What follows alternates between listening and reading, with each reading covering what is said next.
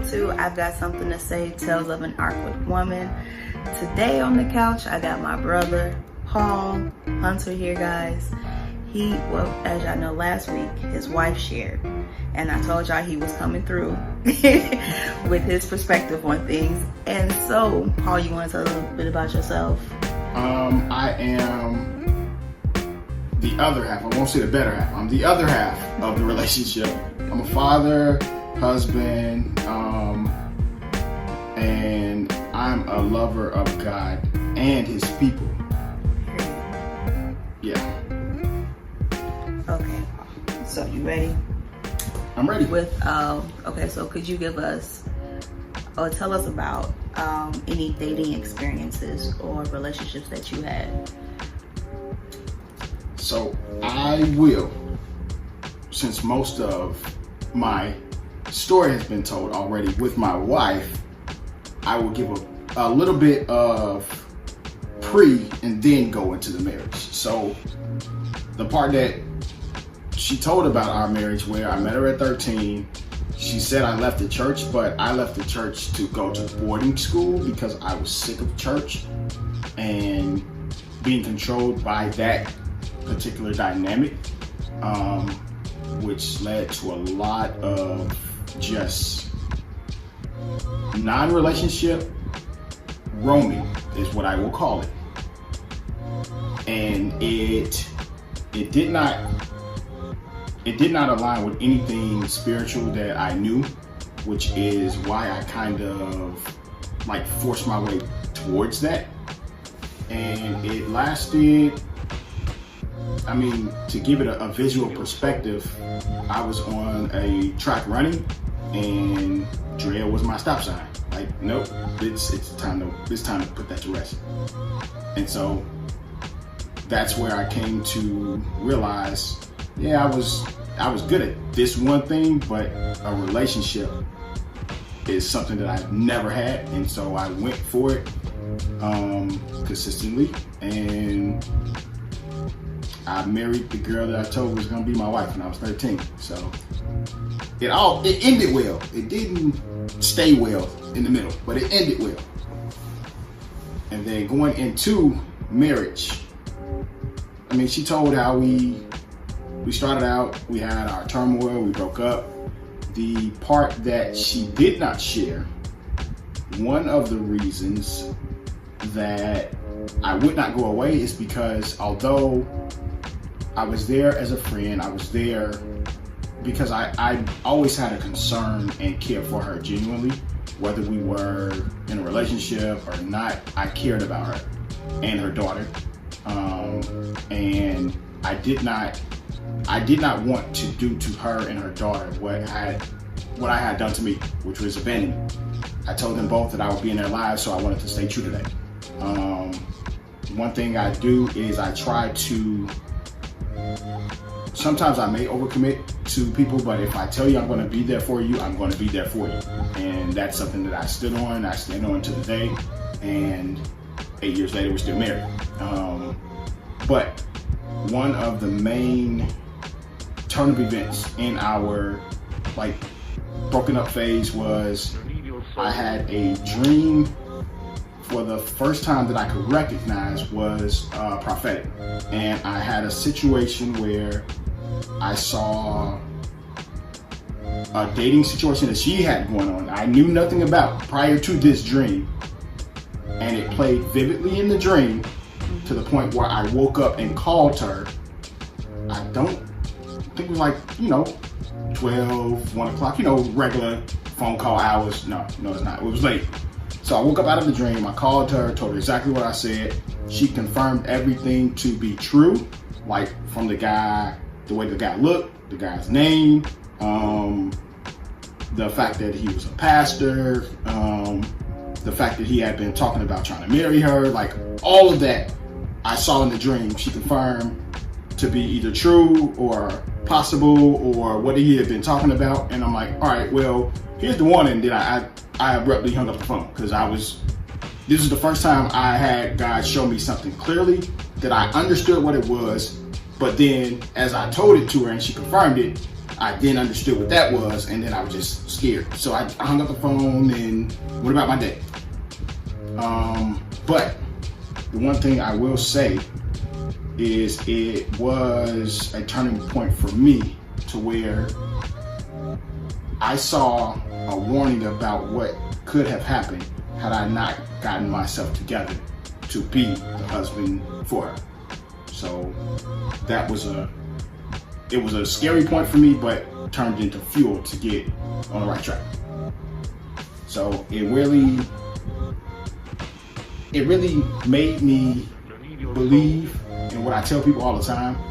Relationship, as far as dating and serious committed relationships, outside of Drea, 2 lasted 3 months and nothing else was considered a committed relationship. So my wife and my current relationship is my relationship experience. So my bad experience, my good experience, my wins, my losses, whatever it is, this is why I find it easy to commit to her, because I loved her before commitment, before marriage, before challenges. I got to appreciate who she was. Like from our teenage years, I used to borrow my mom's car to go pick her up from her house to bring her to church. And I had no permit, I had no business driving, but she stayed around the corner from the church. So, outside of an excuse to drive, I used to do, like even at a young age, I realized I really wanted to be a part of her life and have her be a part of mine outside of church. So that was a early realization that still reigns true today. I can wake up and she'll be, out of the bed praying or in the kids' room or something, and I'll wake up and not feel her there and go looking for her. Like that's still the same thing. Something about having somebody genuinely cares and loves you and wants the best for you is calming in a crazy world. So that's my relationship and my point of view on everything. So throughout you guys' experience, what was the one thing that you learned? I joke about it all the time, but if you really want to challenge yourself, marry a prophet. You can hide from yourself, but you can't hide from what God is showing your prophetic spouse. It doesn't work. Oh, wow. So you don't have to face your truth if it's only you dealing with it.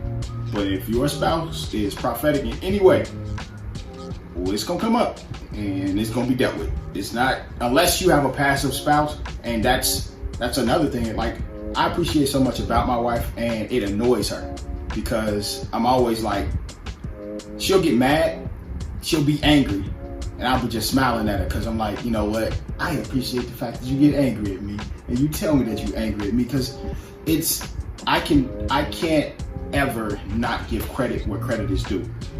Drea is like a lighthouse. I was not even floating. I was sprinting across water to get away from the church, God, anything. And I would be out at nights, and even in my drunkenness, still hear God saying, come home, come home. I had so many people in bars where we're all drinking, where I drank just as much as they drank, and they would tell me, you are like the prodigal son. You're gonna go home and everything is gonna be okay. And I'm like, shut up and let's pour another one. Like that's why I would never, ever, ever not appreciate my wife and what she represents in my life, because she was one of the vessels that God poured out his heart to be through. So if I can say anything that I've learned, is to really value the fact that the spouse that you marry will have things that you don't tell them be revealed to them if they're prophetic.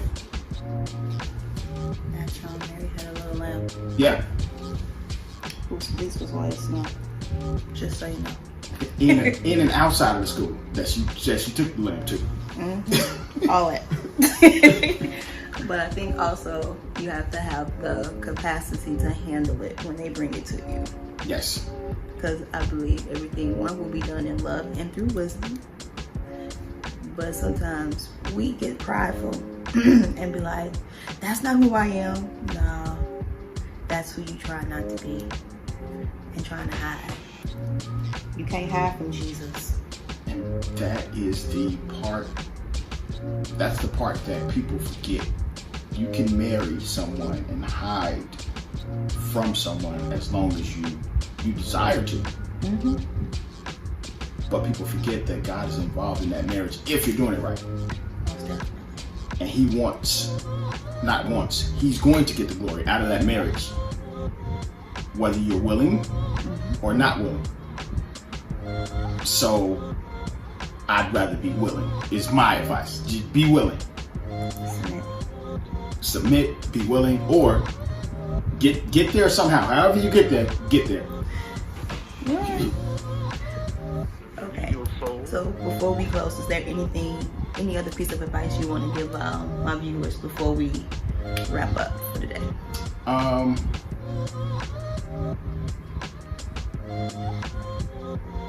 The one piece of advice that I give genuinely, being a father of daughters that I am watching grow up, one of which who is an adult and a mom, two of which, one is grammar school age, one is a toddler.